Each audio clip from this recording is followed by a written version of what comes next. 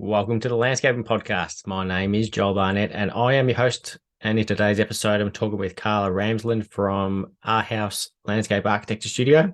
Carla's a landscape architect based in Perth in Western Australia and originally started out in New South Wales in Sydney, where she studied at Ryde Tafe, like a few other guests have, and then ended up moving up and studying landscape architecture in Queensland. So has travelled around Australia a bit. So it was interesting talking to her about the different experiences of doing that, of working in different states, and especially having to work in Western Australia now with the soils over there.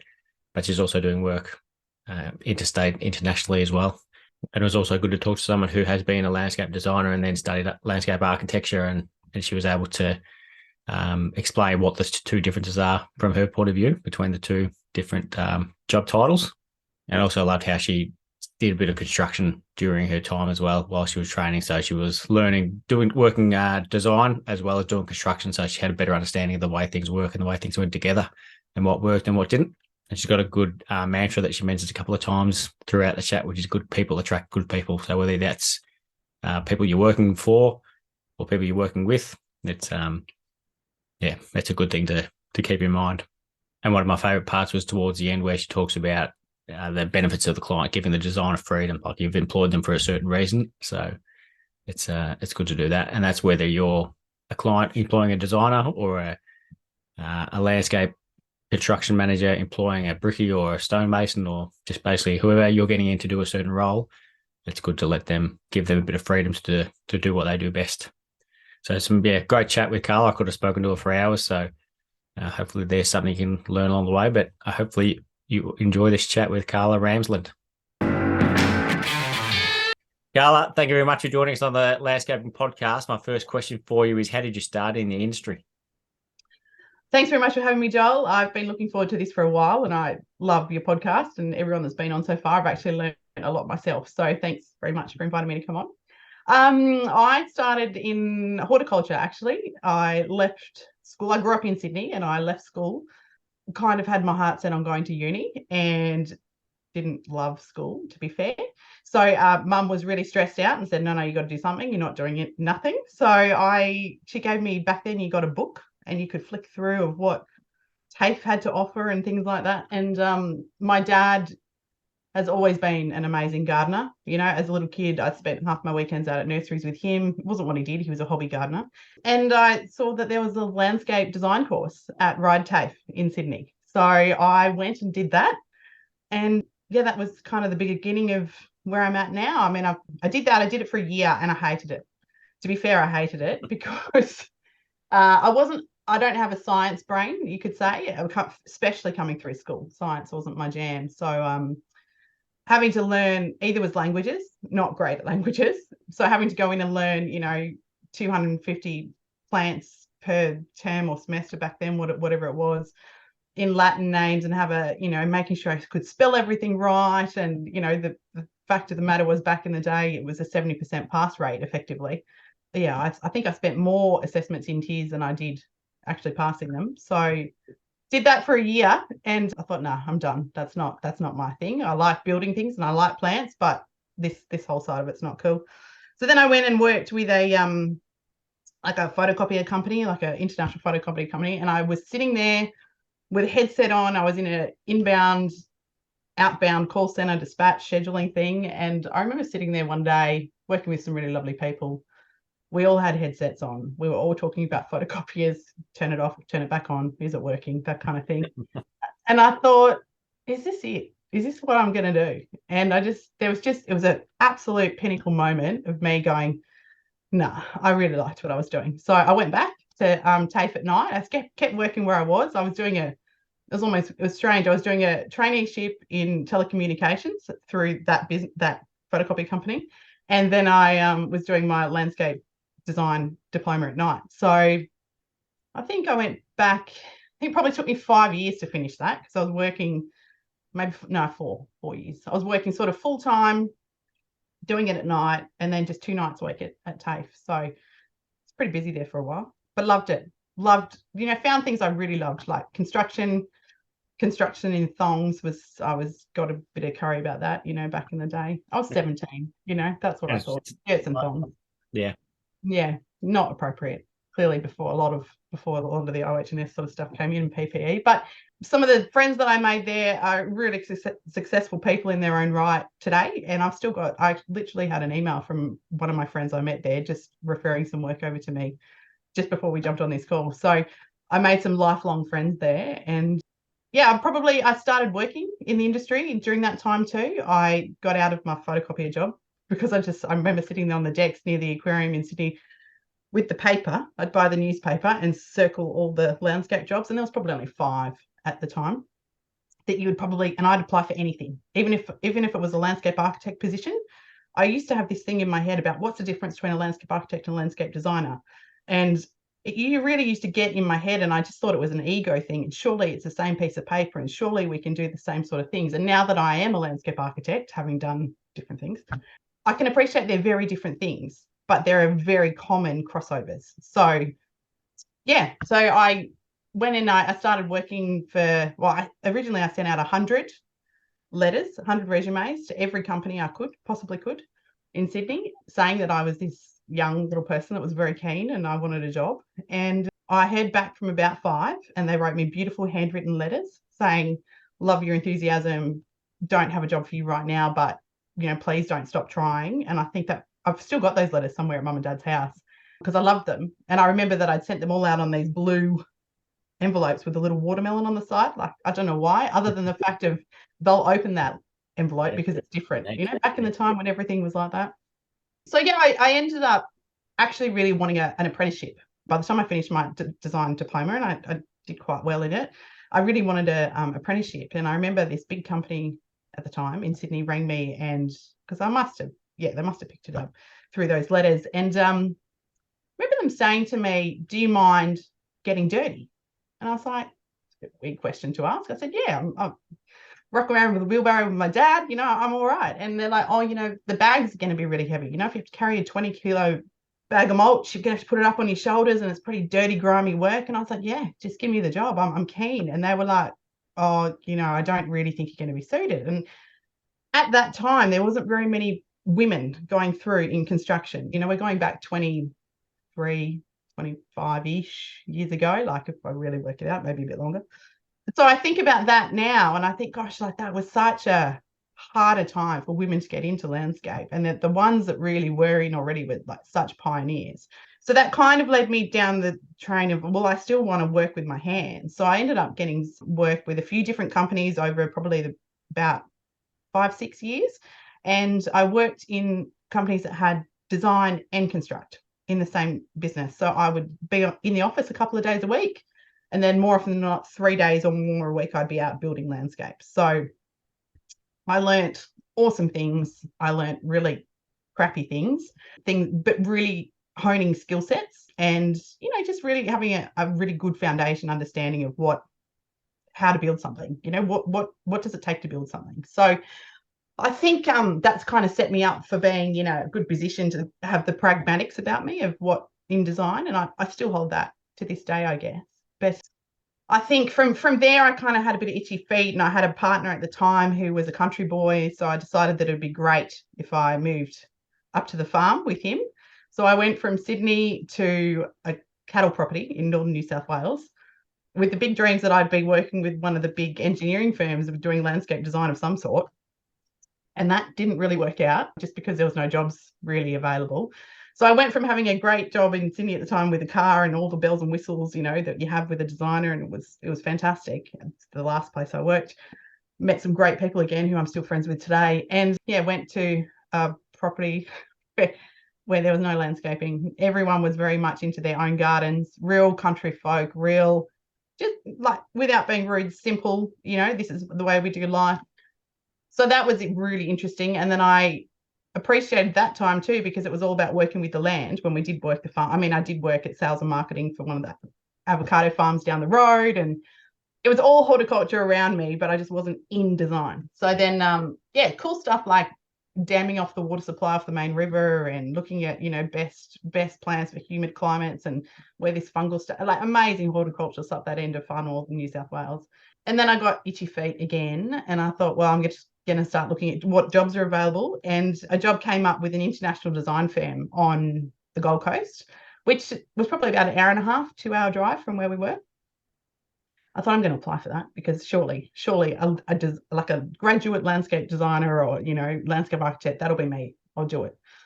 And I got the job. So I went out, I got that job. And then that was the beginning of the end. So I'd travel from the farm, stay with someone I think his mum knew. I think that's how it went. Yeah, his mum knew this lady that lived around the corner from the office, and stayed with her for the week. And then I'd drive home to the farm on the weekends, and then, did that for about 6 months until that got boring. And then we moved up to the Gold Coast. And then in that space, I was loving what I was doing, like amazing exposure. I think I was about 25, 26.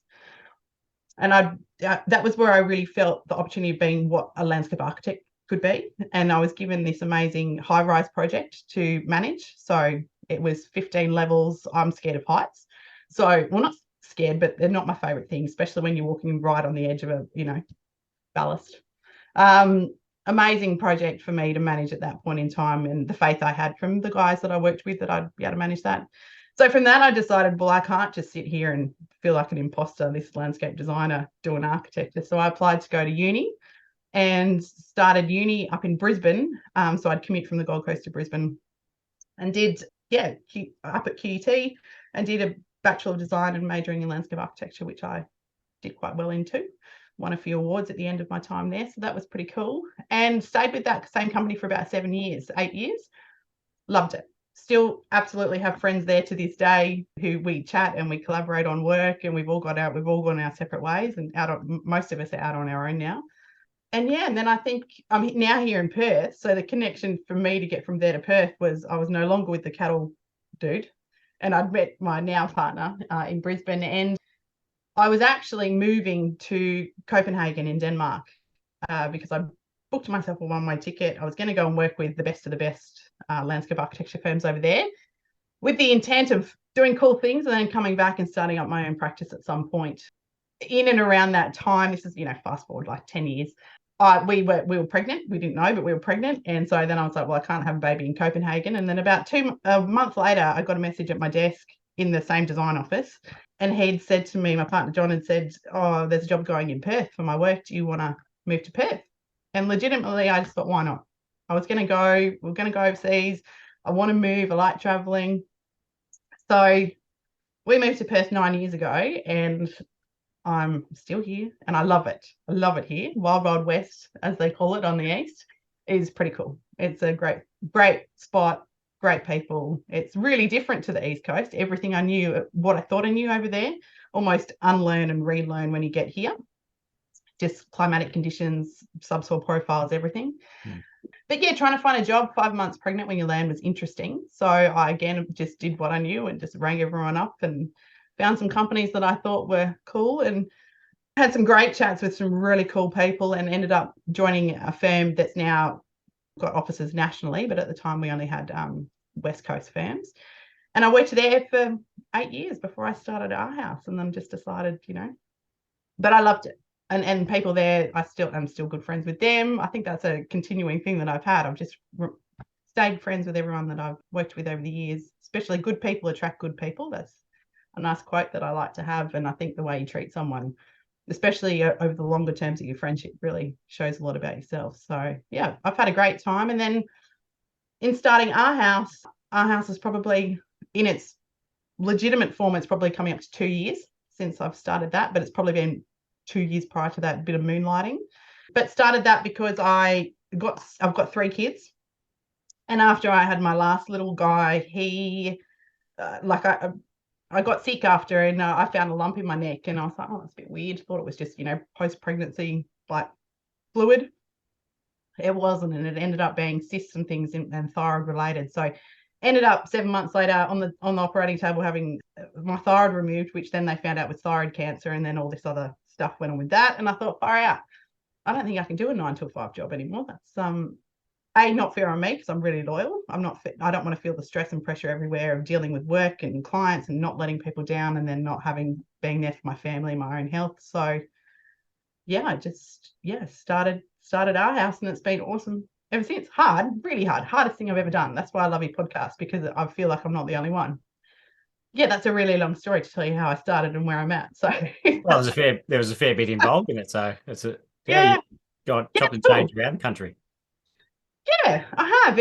It's been really interesting, and I think I've always brought with me the best of everything I've ever learned, you know. And even when I've worked with people that haven't been I don't know, like that they haven't been the best of mentors, I think I've taken a lot of out of it in terms of, well, that's not what I want to be like when I'm, when I'm practicing, when I'm working with people. I don't want to have that kind of attitude, because I think you gain so much when people have faith in you, and just saying a please and thank you is massive, especially now where I am, especially now going out on site. And I know what it felt like to have the landscape architect turn up on site. And I knew that back in the day, especially in my early days, people would grumble when they turn up because they're going to make you change something or this and that.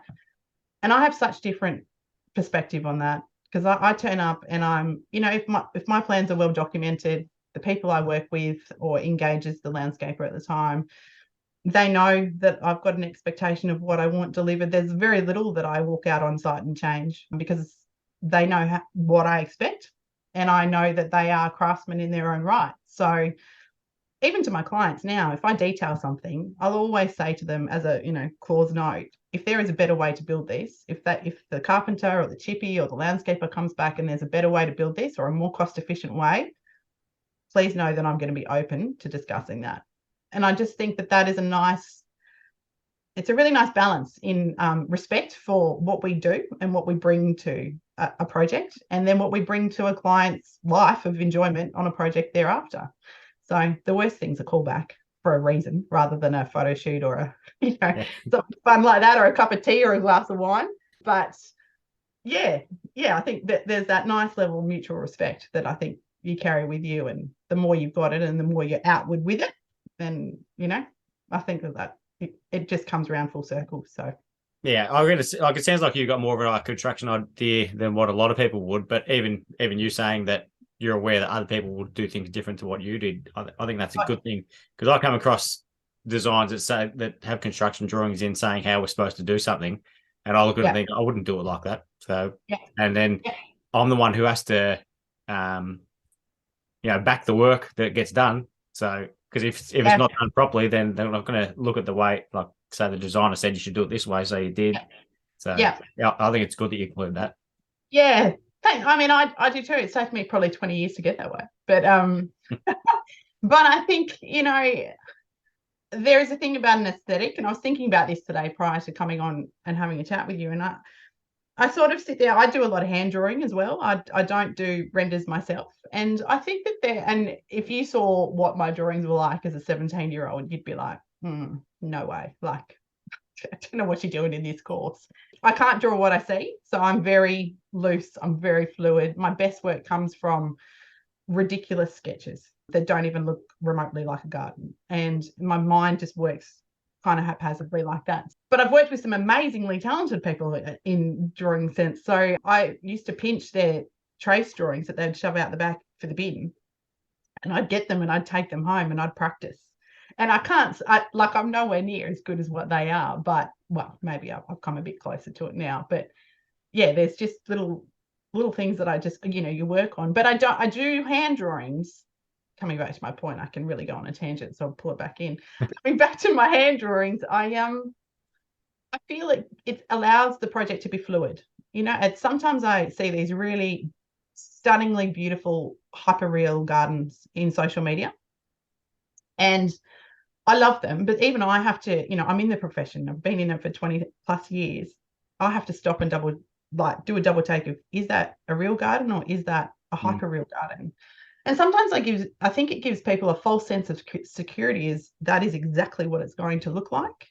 And so I often say to clients, if you want a 3D model done, I can get that done. I outsource that. I can do it for you. But if we change things on that project, obviously it's ebb and flow. The 3D changes, my work changes, whatever it would be. But it doesn't allow for room for error sometimes, I think. And I think I proceed in that with caution, because there are amazing people out there that can do it, and great designers that use them as an amazing design tool. But I kind of like the idea of there's this surprise and reveal, like sometimes plants are going to do really well and sometimes they're going to fail. Like every client that I have knows that I tell them, like 10% of your plant stock may die when it comes just through transplant shock, not really the right plants if we've had to sub it out, but where, you really want your whole garden completed. Some clients want it all done and dusted. Some are happy to wait a couple of months until, the right plant comes in. But I think when they've got this picture perfect expectation, it's really hard to discuss the come down if it happens when that's what they've sort of been amped up to be. So yeah, I do these really loose little garden sketches, and I mean they turn out pretty nice when they're built. So I enjoy that, and I think everyone's got their own little niche that they like to work in. But certainly from concept, all my concepts start from hand drawing. Most of them are hand rendered still, like with color pencils. Yeah, there's one sitting over your right shoulder. It looks pretty nice. That was pinned up I took a photo of that for someone the other day. That's an acreage over in New South Wales. Yeah, it's awesome. That's massive. It's big. It's a big one. I think it's about 6,000 square meters, but it's in, I was thinking about that too. Like I'm living exactly what I wanted to do. As me stepping foot into TAFE, I always thought that I'd want to have my own business, and I always wanted to be designing like really cool things where people gave their full trust in me.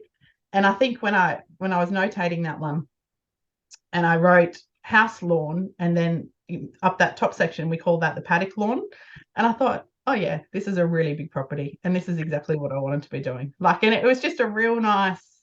Yeah, I'm still working with my hands and doing all that, but yeah, difference between a house lawn and a paddock lawn. One gets slashed and one gets mown nicely. But yeah, but it's simple. It gets a point across. It's not overly specific in plants. It's just got sweeps and belts in it of banding for plants. But yeah, the lady whose job that is, I worked with her about 20 years ago. She was an interior color consultant, interior designer for a home builder. So yeah, there's about 6 of us that all used to work. I worked for a separate company inside this sort of mega umbrella company that they worked for, and I reckon there's 6 of us, and we're still on the digits every month, having to say hello and stuff. So it's awesome. Yeah, brings a lot to the table. It's always a little bit of work that comes from one or the other. So yeah, I work across the country really, and I think that's nice because I have worked, Sydney, Southeast Queensland, and over here in Perth now. My partner's family's from Darwin, so sometimes there's jobs up there too. But I'd like to get down to Tassie. That'd be beautiful to go and work down there. I haven't been there before, so that's kind of fun. But yeah. So do you go to when you get those interstate projects, do you go out there, or is it like Zoom, or how do you do those? Depends on how well I know the client, really. This client, I send out my clients a really extensive brief, like a briefing document before we've even met, before I turn up for a consultation. I send a really extensive briefing document so I feel that I have got the general gist and a lot of how they want to feel in their garden before we meet, because otherwise, they're paying me to come out and waste time talking about grandma's moving in and we're going to buy a, Labradoodle in 3 years' time. And, I can get that on a piece of paper and I've got it in my head that we're going to need some hardy grass and a bit of, slow sloping or some handrails and things like that. So anyway, this particular job, no, I didn't. They probably would have. We did this one over COVID times, so I couldn't really fly. But no, if the right client came up where they'd want to travel, then yeah, absolutely. I would. I'm actually going to Copenhagen at the end of June to catch up with my girlfriend that I met over there when I was at QUT as a student. And I did some summer school units we did that. We toured around Scandinavia and France and Germany and Norway, and like amazing opportunities that I've had at uni. And I met this amazing girl over there, and she's Hungarian, but she lives in Copenhagen, and so we work together. When I need some help, she helps me out, and vice versa. And yeah, it's cool. So I'm going to go over at the end of June and catch up with her for a little bit, talk work, and come home. Bit of a long way for a work meeting, but sometimes meetings are better in person. That's good tax write-off too. Yeah, you do what you do. So so that's pretty cool. But Yeah, I would kind of, yeah, I would go anywhere for a job, really. I think it's always interesting. I think there's a lot that we can do with technology when it's working, when I'm onto it, in Zoom and things like that. But I like to feel that during my projects, I really know my clients. So even this job, there's an element of that project that just really spoke to me. I get them to send me a lot of landscape imagery if I'm not flying over. A lot of landscape imagery. I get on, Google Street and I'm having a look around. I'm zooming in to, as a landscape architect, you're looking a lot in aerial view, so looking at land patch mosaics and things like that, understanding how the wider environment works so that when you hone in on that one little, the project parcel that you're working on, that it's got connection to its outside landscape and it's not just being dropped in. So this has a real transition between, the house, the real country bespoke house gardens, and then moving out into like the paddock plantation kind of look. So it's got a eucalypt forest in the back and huge open lawn of that old, those old south coast properties of New South Wales, and they had huge jacaranda. Well, there's purple jacarandas on there, but it's got that real kind of bohemian hippie kind of garden, Edna Walling-esque kind of vibe to it. So yeah, all whilst being sort of a Hamptonsy kind of house. Mm. So I know, I think this one was easy to do without a site visit, just because it was, I know her really well and I know her style, and we'd have great chats and she'd flick me a message here and there and I'd send her back bits and pieces. But, that's got birch groves in it as well. So she was blown away because she said, I really wanted those. And I didn't even put them in the brief. And I said, no, but I know that kind of fits that, and it will work with the landscape and it'll do the thing. So yeah, knowing your client, having a good brief is good. Yeah. You mentioned towards the start the difference between a landscape architect and a designer. So how do you see it now you've done both? Now I've done, but look, I just think sometimes the capacity, obviously, the capacity of the project is probably what can change for you. I think becoming really well known and really good at your craft and it is a great thing in either right. But I think some of the designers that we have, they've hit the absolute lotto on the social media, and so they are getting quite big opportunities in terms of project profiling and things like that. I think a lot of the architects are, a lot of them are more public realm, commercial reality. My work is sort of taking a swing from, I don't advertise, so everything I get is referral. So I will consider anything that comes through my door. But I love that high end resi market. It's amazing what you can do with gorgeous budgets and lovely clients with lovely things. But then at the same time, when I was on the Gold Coast working, a lot of my time in Brisbane working, I did resorts in 15-story towers. So I've just some work coming through lately has been, am I interested in working on mixed use residential small scale towers? And I'm like, well, yeah, that used to be my bread and butter and I loved it. And I'm dying for someone to let me just have absolute creative license over a pool resort area. I've got this idea I've had for probably a good 15 years that I'd love to get out there somewhere. Yeah, I think the difference really at the end of the day, scale. I think you think differently between a landscape architect and landscape designer. You think differently. Well, my personal view is that I think differently. I think when I went to TAFE, I was taught how to do in terms of how to physically make that happen on site. How this is how you do it. This is your soil prep. These are the plants. This is the importance of plants and putting the right plant in the right place. Even to the point of some of the legalities of having a small business way back then they were teaching us. But especially construction, soils, understanding what your concrete mix would be. They were all things I learned at TAFE and I still think about today. At uni, it was more about understanding how landscape fits into the wider landscape. What happens when you take something away from landscape? It made you think in theoretical terms, how to do strategic plans, how to do landscape assessment palettes, how to do conceptual palettes, and then work through to document something so well that someone can build it for you. So two really different ways of thinking, but at the end of the day, they come together really well. At uni, we didn't really learn plants. At QT at the time, we didn't learn plants. There's probably one unit on plants, and everyone used to say, if you want to learn plants, go to TAFE. And I stand by that. What we learn at uni, copy and paste compared to how much I had to know at TAFE. It is so hard.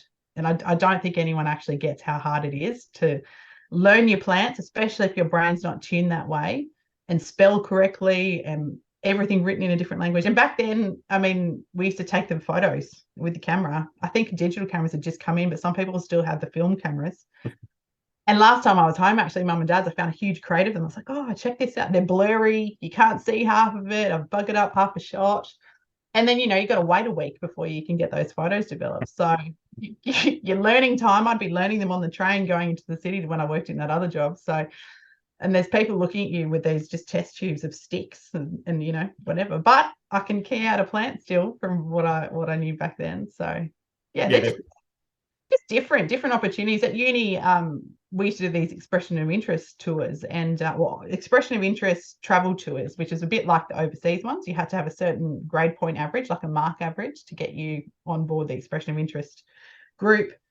But one of the most amazing trips I went on was up to the Gulf of Carpentaria in Normanton, right, like near the Queensland WA border. And we were there to do a strategic plan.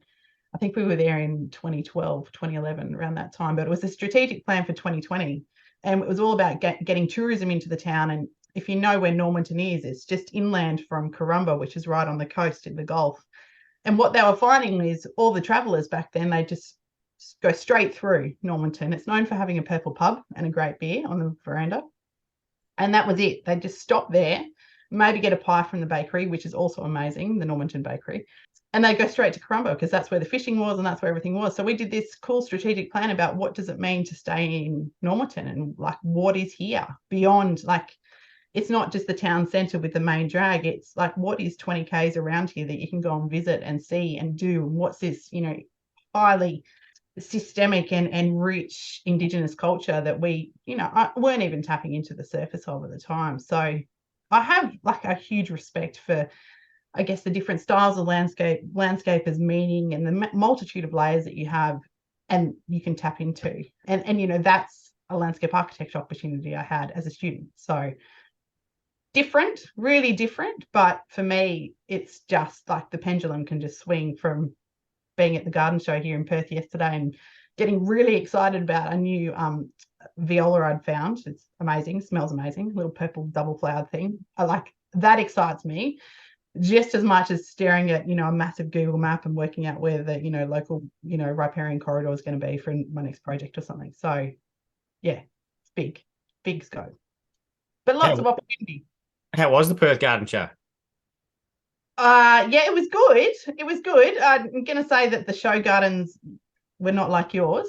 It's a little bit more low key in that department, but you know, I think it's a bit quieter over here, just in terms of that. It's certainly had busier years, I think, when I've been in the past. But you know, you get Perth is such a big place. Like when it's the Perth Garden Show, it's not just little metropolitan Perth. Like the coastline we have is huge. You know, there's nurseries driving up 5-6 hours away to come and showcase for 4 days. And it's awesome. You save on your postage costs when you go in and you buy, you know, beautiful plants from them. But it's nice to have a face-to-face conversation with the nurserymen and the growers. And yeah, I saw a guy there yesterday. He's selling really rare sweet peas, as in the flowering ones, and he was selling them per seedling, and I got sucked in and I bought 5 of them, 5 little one plants, and yeah, I'm really hoping they take off. So I've got them in my trial garden down the side of my house at the moment. So yeah, it was good. It was good. Lots of supplies. I think it was an overcast day yesterday, so maybe not as many people, but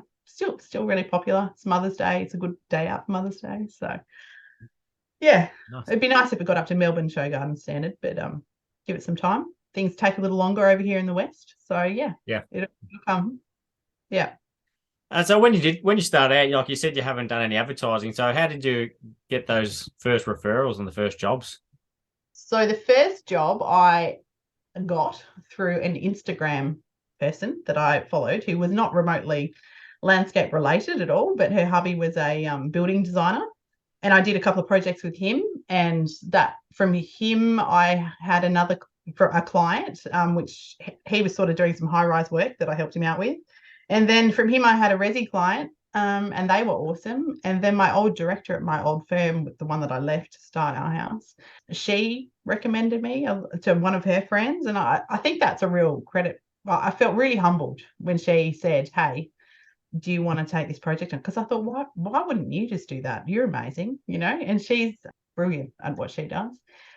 And anyway, she said, no, because that's just something for you. So it's kind of just gone from that. Friends of friends or people have sought me out. There's a mum at the kids' martial arts, and I don't know how, but somehow I'm on a Facebook group for medical mums. I don't know how that happened, but I'm there. And I've had random contacts from that and some great clients from there who I absolutely adore.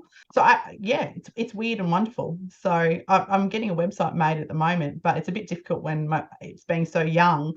The projects with all the builders delays, they're all getting, extension delays of 6 to 12 months, even longer on a couple. So what I thought I'd have built and be able to be, photographed ready for kind of September or something around that time to launch up a website, it's more going to be a landing page as such to just say, here I am, I'm actually legit. And then we'll add to it later. But yeah, I've just used Instagram and then word of mouth, which again is nice because, when you work out of the back of a ute all day, you were used to be on the phone and everything used to be done on a handshake. So it's kind of, I don't know, it's weird how it's worked out, but it does feel like there's a lot of things that I valued when I first started out is how R Haus is evolving now. So I do have a couple of home builders that I work with, but that was from putting myself out there to them, and they've been great, and the clients that they've passed through to me have been great. So I don't know. I'm a big believer in ask, because the worst anyone can say is no. Yeah. And then when you get offered something, say yes, and then work out how to do it. And that's how I live.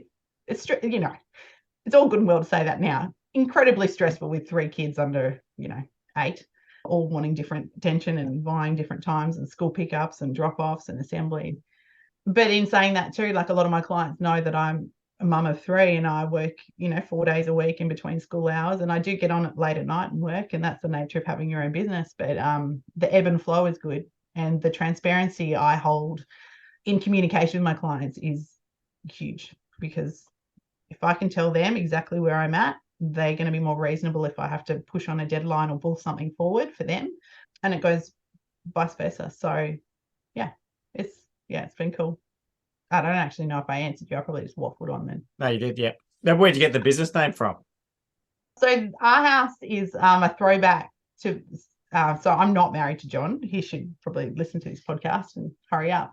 But no, we've been together 10 years. So no, my family name is Ramsland, and it's a Norwegian name. And my dad never had any boys, so surname stops with him. And I felt bad for Dad, because I'm sure he would have loved to have passed his family name down. So the R is literally R is in my surname, but also our. And then house is as much about working in houses as much as it is a design collaborative, a design collective.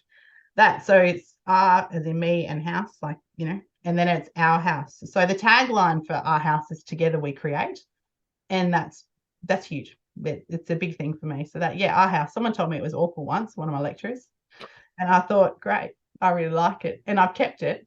I remember when he told me that, and that probably dug my heels in even more, so to one day have a company called R Haus, and here I am, and it's going okay.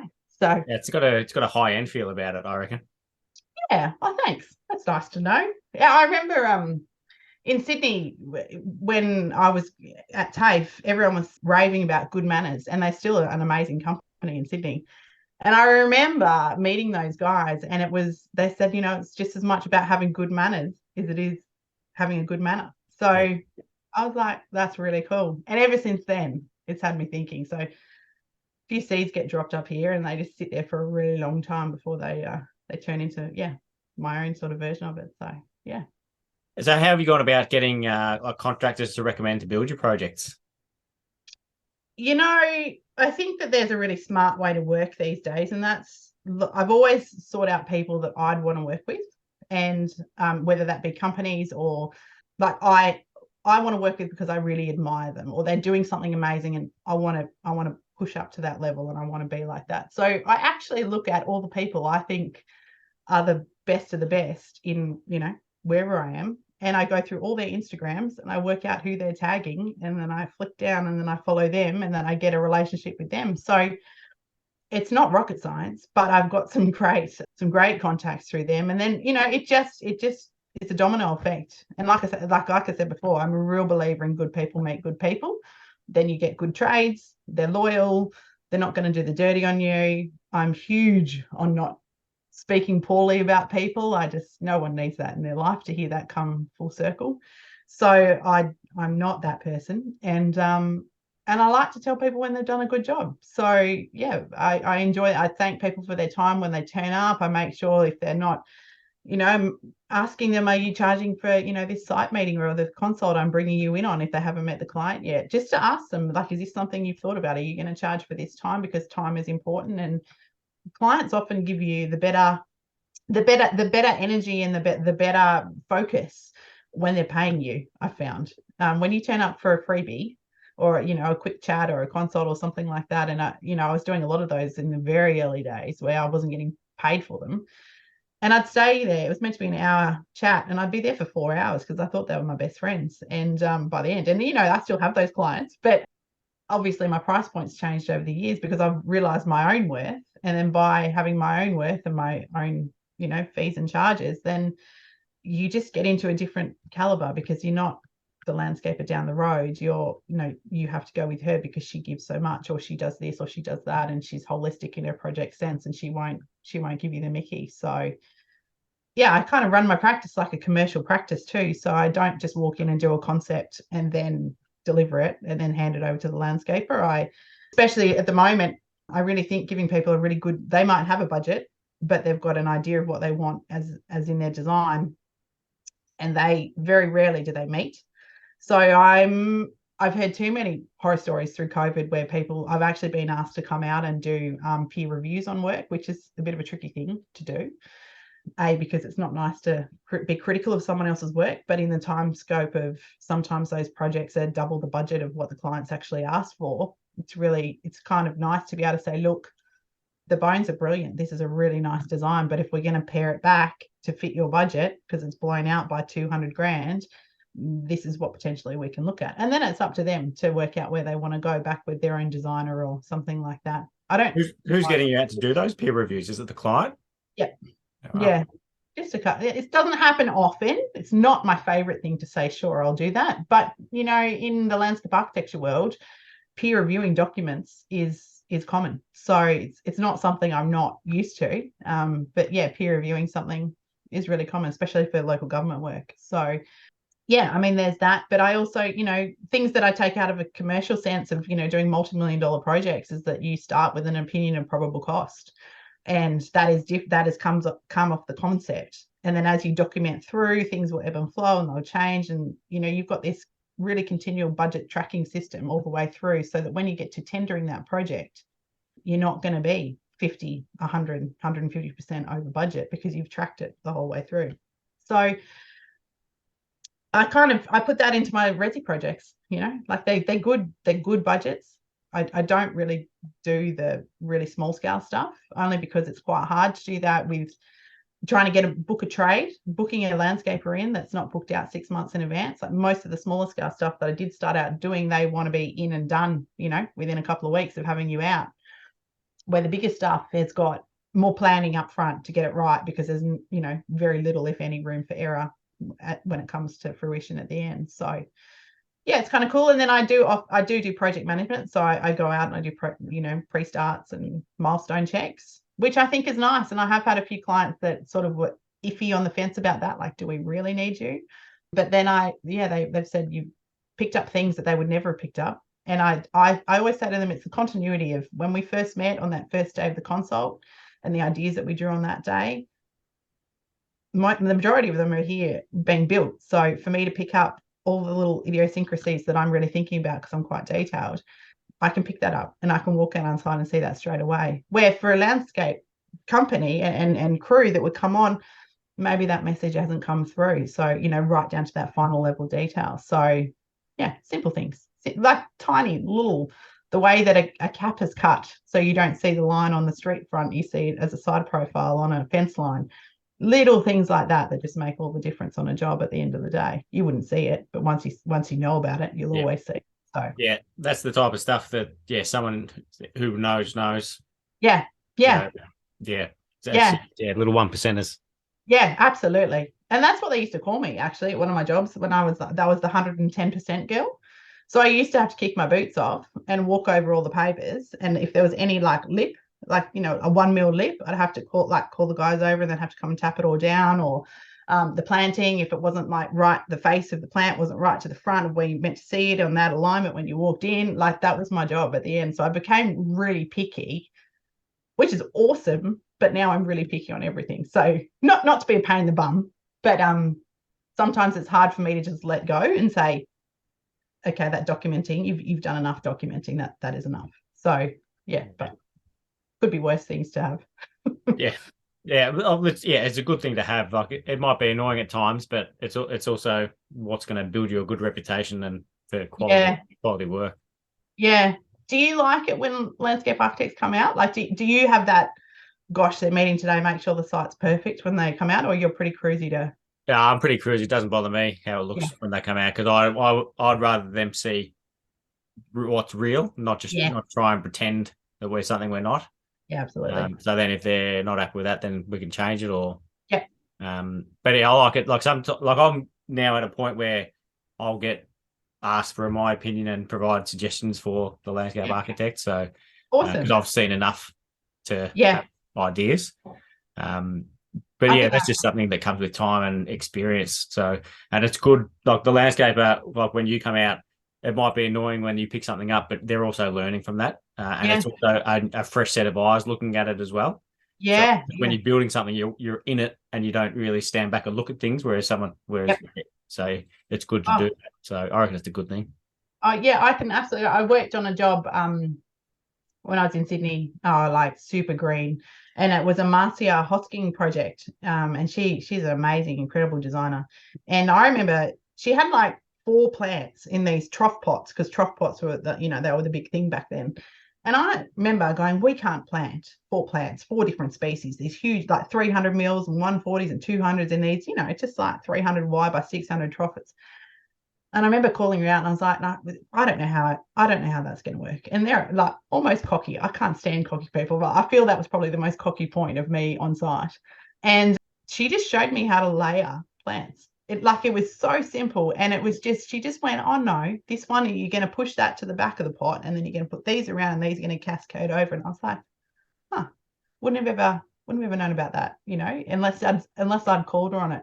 She did wild things though. Like she had another series of pots, and she had things like cycads and hot pink geraniums coming out of them. Like she was doing things that people weren't doing, and she was trialing things that people weren't trialing on really cool projects. Had a lot of safe zones, obviously, like nice things in stock standards. But I there's some people that I admire, the ones that take a risk on things, and I think I've always done that, and to a degree. There's an element of risk in every project I do, and by risk I mean I'm trialing 10% of the palette as a brand new plant species I've never trialed, and I'm doing it on someone's real live garden, and I'm putting in the best spot that I think it's going to go in, or I'm trialing a new material or a new way to build something, or I'm really getting in my chippy's ear about what exactly does your offset have to be, because I really want to try something else, and just working that considered risk into things. So I think you grow from that a lot. So yeah, it's cool.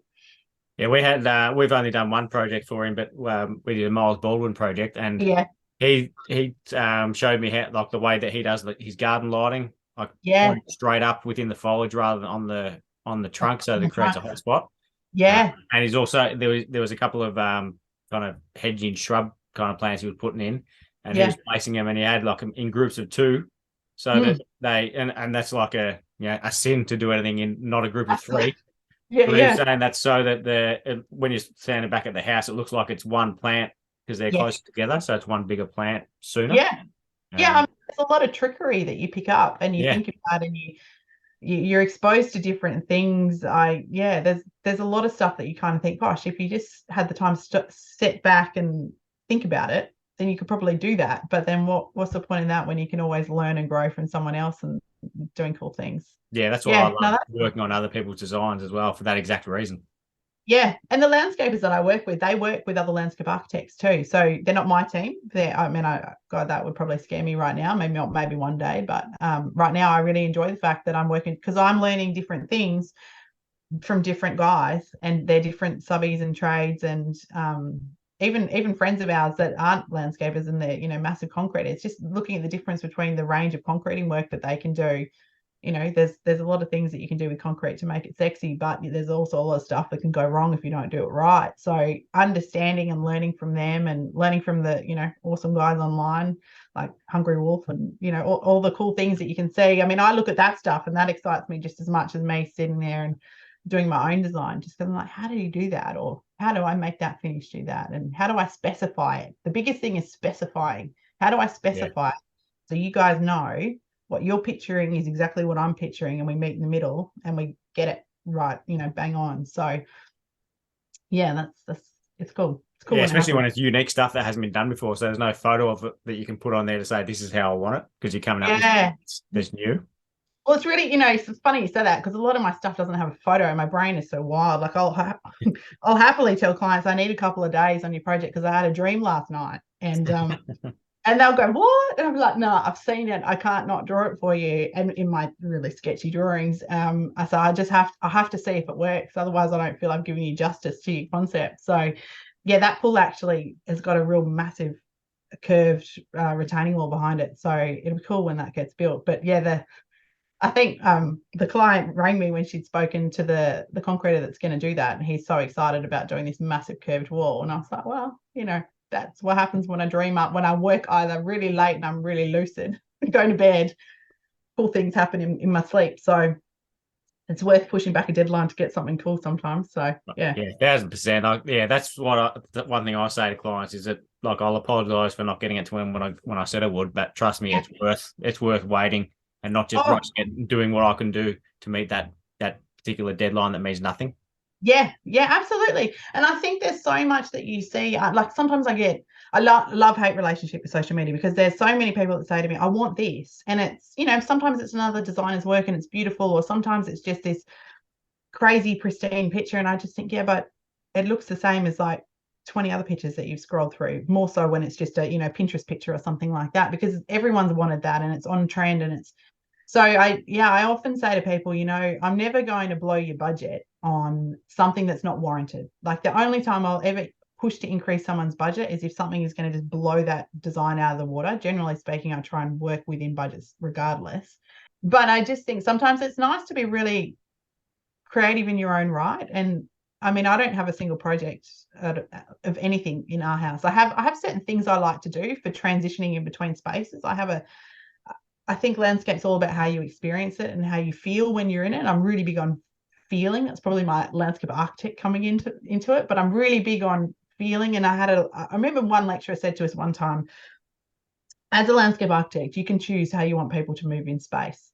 And I was like, oh, really cool. I love people watching. We used to do these like, random flash mob kind of uni experiences, because I lectured and I ended up lecturing and tutoring at the uni as well at the end. And end of my time there, and we used to do these kind of flash mob things where we'd make the students make these really random shapes in the middle of the city in lunch hour. So we'd be actually controlling the traffic of like pedestrian traffic moving through big corridors in the city, big open plazas and things, and we'd just have these little formations. Like he and I at the time were like really wild on what we could do to make students see that you really do design how people move in space. If you put a wall like that on a design line, that's not gonna work out for you. And there's introverts and extroverts in all of us, and whether we walk down the middle of two people or skirt right around the side next to a building, that's kind of how you make people move. So yeah, for me, landscape and being in landscape is all about the feeling and the experience you have and you smell and you take away.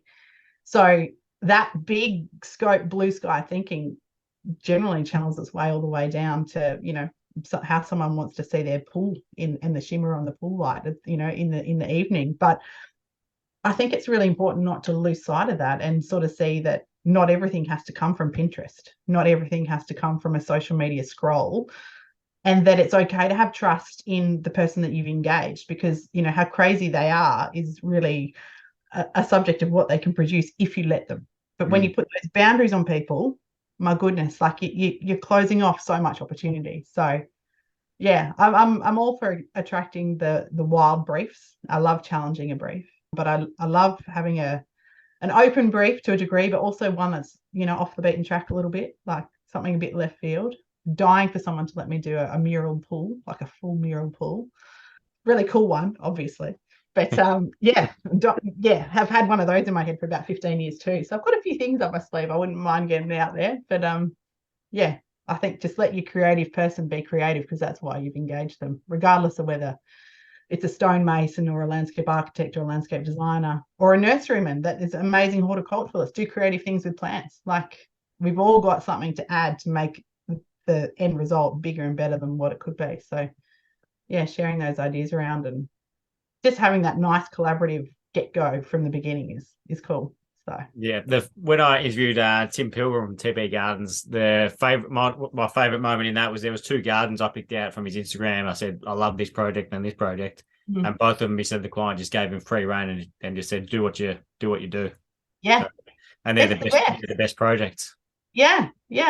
I mean, a lot of my clients now come with a bit of they've got a house style that's depicting of what the landscape needs to be around it. But I mean, sometimes I take my clients right down a journey of, you know what, you've chosen this style of architecture and you don't understand, but what your landscape actually is, to make that the best thing, for that architecture to be as good as it gets from the day it's finished, to the landscape becoming amazing from the day that it starts. You know, when it's finished, it's really just starting. So you've got to do things that have got this beautiful simpatico relationship with each other. But clients actually have to understand that there's a geometry and a sense and an architectural component and style that has a reflective nature in nature. So sometimes a little bit of education goes a long way too. So that you can gain the trust, so that they then give you full creative license. A little bit of work up front can go a real long way of just having a great time on the drawing board or in the studio. So yeah. So have you got a vision for what R Haus is going to look like in like 5 or 10 years? Oh, yeah, I'd love to be doing like just really, it sounds so simple, do really cool projects with cool clients. I'd like, you know, like cool budgets. I'd love to be doing things that are just different. I'd like to think that I'm a different designer and I offer different things. I'd like to think that there's opportunities to collaborate with other really great designers as well, that, you know, we've all got our little, it's almost like little silo houses sometimes, because you kind of just go to that person or that person. And I remember in Sydney one time there was a client that had picked a studio just based on the name, because they wanted that particular person to say that that particular person had designed their place. I don't think we're that much that way anymore, but I think that they're I don't ever want to be like that. I like to think that I'd be able to work in with any types of projects or styles, or not specifically have a set style, but yeah, just doing cool projects that make me happy and enjoy what I do. I love what I do. I really do love what I do. And I love getting people excited about what's happening, even on a, you know, line drawing. I'm quite handsy when I talk at the best of times. So just imagine what that's like when I'm in a room or I'm in a big, you know, out on site. I've got hands and legs going everywhere. But I get the best satisfaction when clients call me and say, I love that. I love what you said. Let's do that. So I just want to keep doing that. Bigger, better projects, all around the country. Maybe a little bit of international work, but, you know, just take it easy to start with and see how we go. Get the kids, get the littlest one into school and have a bit more time. That'd be good. He's still take your business card to Copenhagen with you when you go there. Yeah. Well, we have talked about that. They do different things, and I mean, it's totally different to what I know. Like they're dealing with freeze overs and, you know, what happens when you've got 200 mil of ice over things, and how does your landscape survive? And I mean, I think that's awesome, but I don't know if I'm ready for that yet. Maybe give me in 5 years, I might be. But a little bit different to Perth. Yeah, slightly different to the sand pit. Yeah. My backyard sand, which always humours me when I ring my dad and he's walking around my little garden and say, look what I'm trialing at the moment. And he'd be like, what's that? Why have you got all that sand there? I said, well, that's my backyard. You add so much stuff to Perth soil profiles. It's, yeah, when people start talking about adding clay, yeah. It makes me giggle. But yeah, you have to. Clay, minerals, silica, all the stuff that is totally depleted in our soils. But yeah, like when we're digging out soil from our projects, like the guys will say, "Oh, there's some clay here, so should we get rid of it?" I said, "No, clay's actually good. Like it's got more minerals than any other soil profile that exists. So it depends on what texture it is, whether it's good or not. But it's doing not the old ribbon test. Yeah. No, just to sort of look at it, you can tell when you're digging it up if it's any good or not. If it's kind of crumbles down a bit, it's fine. Yeah. And it's amazing how much everywhere you go around the country, it's so different. And it's amazing the different landscape experiences you get, like from savannah country up in the Gulf, right down to like, there's a place here, Denmark, right down the bottom of WA. And it reminds me of northern New South Wales up near Byron in that hinterland area there, like just the way that the forests grow and stuff. But in between, it's kind of like a sandpit. You go north and you've got the red dirt here, which is just incredible. And yeah, it's awesome. Like it's such a state of such richness in terms of plant stock or things. Quarantine's a bit of an issue. Sometimes when we're sourcing things, getting things over here is hard. I have had to, do some East Coast quarantine plant stock that come on little tubes in little parcel boxes, just because you can't find that stock kind of here. Yeah. But yeah, quarantine's a bit of a killer. But obviously, rightly so, because the fauna over here is amazing, and you wouldn't want to bring in anything to damage it. So yeah, there's all sorts. Like you always see communications about this pest is going on here. So there's heaps of it down here. Yeah. And I think you've got to take it seriously. You really have to take that stuff seriously, because it can absolutely wipe out a full species that was previously endemic for, millions of years. And just, if you're not careful, then that's it. And then the next generation never gets to see it and enjoy it. So yeah, it might be one little thing, but it's huge for everyone else. So can you see yourself putting an employee on anytime? Yeah, I think so. I think that's kind of the next phase and next step for me, is to sort of grow and advance in that. Actually, I've got a great new accountant, and he's all about scaling small family businesses. So I kind of fall into that category at the moment. And yeah, it would be nice. I don't want to get huge. I did think way back in the day when I had my own company, I'd have, a big building with my name on it. No, not that much, but I like the nature of being boutique, like I do really like the idea of a small studio practice, because you're not unapproachable, and you offer something that, sometimes those big firms, you really want, in the big firms, there's things that you really want to do that you can't, because it's just the value of it is not worth bringing in. So yeah, I like that kind of ebb and flow, like have a team around you. Like, there's people that I used to work with, and we always say, if there's a big enough project, we'll collaborate, we'll pull our resources together and do it. And whoever brings in the job, it obviously just sits under their profile name, but credit where credit's due, and everyone that's worked on it, gets a credit note. So I think that's the way of how businesses are probably changing in that respect as well. So whether I have my own